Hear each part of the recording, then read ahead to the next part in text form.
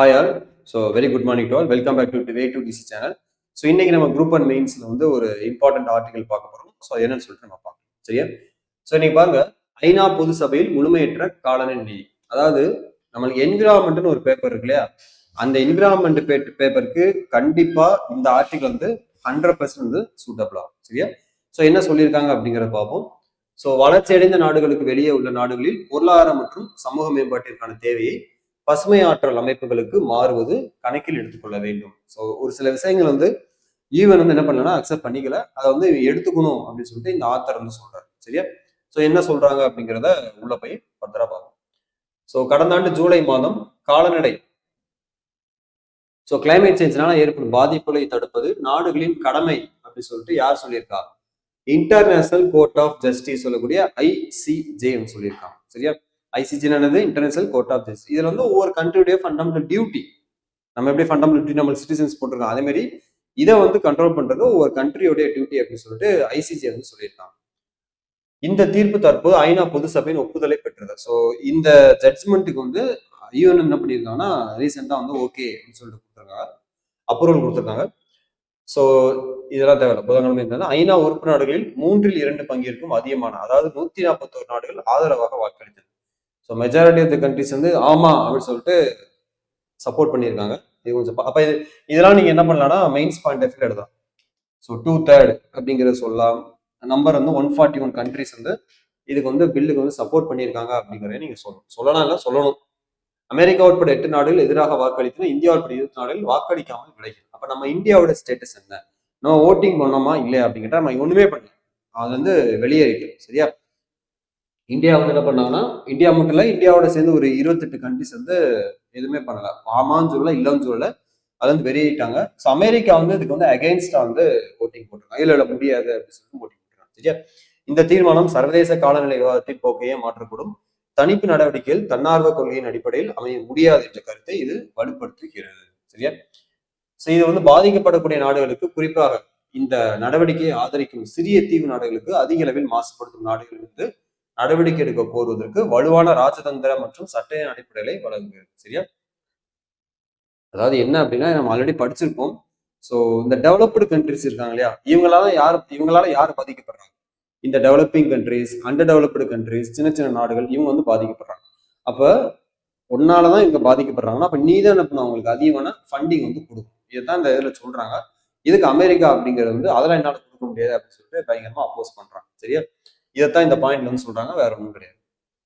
இருப்பினும் இந்த தீர்மானம் இந்தியா போன்ற வளரும் நாடுகளின் கவலைகளை முழுமையாக பிரதிபலிக்கவில்லை. சுரண்டல் காலத்துவத்துடன் நீண்டகால தொழில்மயமாக்கல், வரலாற்றை கொண்ட நாடுகள் காலநிலை நெருக்கடியை சமாளிப்பதில் அதிக பொறுப்பை கொண்டுள்ளன என்று அந்த நாடுகள் எப்போதும் வாதிட்டு வருகின்றன. சரியா? பசுமை ஆற்றல் அமைப்புகளுக்கு மாறுவது வளர்ந்த நாடுகளுக்கு வெளியே உள்ள நாடுகளில் பொருளாதார மற்றும் சமூக மேம்பாட்டு தேவைகளை கணக்கில் எடுத்துக்கொள்ள வேண்டும்.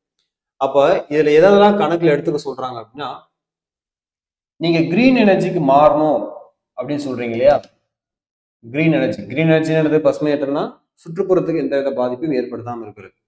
வளர்ந்த நாடுகளுக்கு வெளியே உள்ள நாடுகளில் பொருளாதார எக்கனாமிக்காவும் சோசியல் டெவலப்மெண்ட்டும் நீங்க என்ன பண்ணணும்?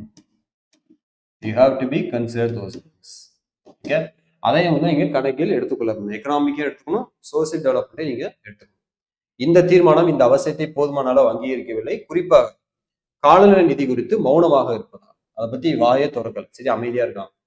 தொழில்மயமாக்கப்பட்ட நாடுகளின் நிதிசார் கட்டுப்பாடுகள் குறித்து இதே போன்ற தணிக்கைகளை மேற்கொள்ளாமல் நாடுகளின் புவி வெப்பமடைதல் தணிப்பு திட்டங்களை மட்டும் சட்ட ரீதியான ஆய்வுக்கு, இதுதான் முக்கியமான வார்த்தை, அதனாலதான் இங்க ஹைலைட் பண்ணி காட்டு.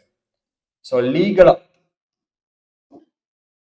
லீகலி பைண்டிங் அப்படின்னு சொல்லிக்கலாம், உட்படுத்துவது காலநிலை பேச்சுவார்த்தைகளின் ஏற்கனவே நெருக்கடியுள்ள கொள்கையின் உண்டாக பொதுவான ஆனால் வேறுபட்ட பொறுப்புகள், அந்த மாதிரி கோட்பாட்டை மேலும் பலவீனப்படுத்துகிறது அப்படின்னு சொல்றாங்க. சரியா?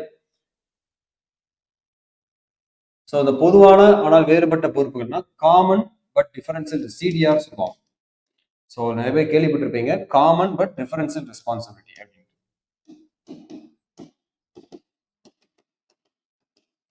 காமன் பட் டிஃபரன்சியல் ரெஸ்பான்சிபிலிட்டி, இதை கூட ஒரு ப்ரிலிம்ஸ்ல கேட்டாங்க, ஞாபகம் இருக்கு. இந்த காமன் பட் டிஃபரன்சியல் ரெஸ்பான்சிபிலிட்டி எதோட சம்மந்தப்பட்டதுன்னா கிளைமேட் சேஞ்சோட சம்மந்தப்பட்டது. சரியா? இருப்பினும் இந்தியா இந்த வாக்கெடுப்பில் பங்கேற்காத சிறிய தீவு நாடுகளின் கவலைகளுக்கு எதிராக வாக்கெடுத்தா கருதப்படும். நம்ம ஓட்டிங் பண்ணல அப்படிங்கிறதுக்காக சின்ன சின்ன நாடுகளுக்கு நாங்கள் எதிராக இருக்கோம் அப்படிங்கிறது அர்த்தம் கிடையாது. சரியா, அதை நம்ம சொல்லிக்கிறோம். சாகர் போன்ற புதுடெல்லியின் முன்னெடுப்புகளும் சர்வதேச சூரிய கட்டமைப்பு இன்டர் சோலார் அலைன்ஸ் ISA சொல்லலையா, நம்ம இந்தியாவும் பிரான்ஸ் நாடும் சேர்ந்து உருவாக்குனதான் ISA போன்ற திட்டங்களுக்கு கடல் மட்டம் உயர்வால் மிகவும் அச்சுறுத்தலுக்கு உள்ளான நாடுகளின் அச்சங்களுக்கு மதிப்பளித்து வந்துள்ளன. சரியா, மேலும் தனது பாரிஸ் ஒப்பந்த கடமைகளை அடைவதில் இந்தியா குறிப்பிடத்தக்க முன்னேற்றத்தையும் கட்டியுள்ளது. ஸோ பாரிஸுக்கான அக்ரிமெண்ட்டை வந்து நம்ம என்ன பண்ணுவோம், ஸோ அதை வந்து படிப்படியாக வந்து இம்ப்ளிமெண்ட் பண்ணியிருக்கோம். அதே நேரத்தில் காலநிலை மாற்றத்தால் மிகவும் பாதிக்கப்படக்கூடிய நாடுகளிடையே வளரும் பொருளாதாரங்கள் தங்களின் புதைப்படிவ எரிபொருட்கள் ஃபாசில் ஃபியூல்ஸ் இருக்கு இல்லையா, புதைப்படிவ எரிபொருள் அந்த Fazil fuels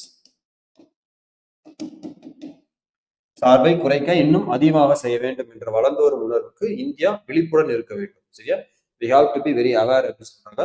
UNFCCC international framework of convention of climate change இதில் நடந்த விவாதங்களும் தற்போது ஐநா பொதுசபை தீர்மானம் நிறைவேற்றப்பட்டதும் இந்த நிலைப்பாட்டிற்கு மேற்கத்திய நாடுகளில் பலவற்றின் ஆதரவு உள்ளது என்பதை காட்டுகிறது. சரியா, அப்ப நிறைய டெவலப்டு கண்ட்ரிஸ் என்ன பண்ணாங்கன்னா இதுக்கு வந்து சப்போர்ட் பண்றாங்க, இது வந்து அக்ரி பண்ணிக்கிறான், இதே நம்ம மறுக்க முடியாது. சரியா, சர்வதேச காலநிலை மன்றங்களில் இந்தியா தனது நியாயமான நிலைப்பாட்டை முன்னிறுத்தும் அதே வேளையில் தனது பசுமை மாற்ற இலக்குகளில் உறுதியாக இருக்குது. சரியா, அவ்வாறு செய்வது அதன் மக்களின் நலனுக்கும் அதன் தொழில்துறையின் போட்டித்தன்மைக்கும் உகந்ததாக இருக்கும். அப்ப இதெல்லாம் நீங்க கன்க்ளூஷன் யூஸ் பண்ணி இந்த 2 பாயிண்ட் சூப்பரான பாயிண்ட் கன்க்ளூஷனுக்கு வந்து யூஸ் பண்ணிக்கலாம். சரியா, ஸோ அதுல இருந்து இந்த பாயிண்ட் ரொம்ப ரொம்ப சூப்பரா இருக்கு. ஸோ இந்த பாருங்க, மக்களின் நலன் பீப்புள் வெல்ஃபேருக்கும் ஸோ காம்படிஷன், ஸோ இண்டஸ்ட்ரியல் காம்படிஷனுக்கு வந்து இது வந்து ரொம்பவே சப்போர்ட்டிவா இருக்கும் அப்படின்னு சொல்லிட்டு நம்மளுக்கு வந்து இதுல வந்து சொல்றோம்.